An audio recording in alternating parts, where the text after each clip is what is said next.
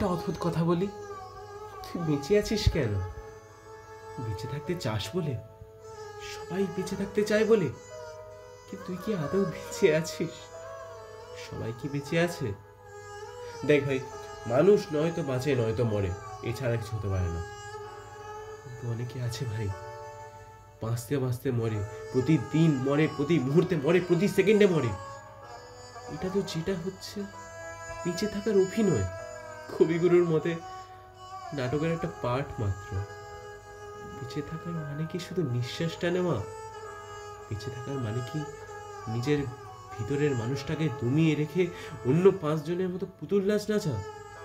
বেঁচে থাকার মানে কি নিজের সমস্ত ইচ্ছা জলাঞ্জলি দিয়ে বাবা মার কথা মতো ডাক্তার ইঞ্জিনিয়ার হওয়া? না দাদা না।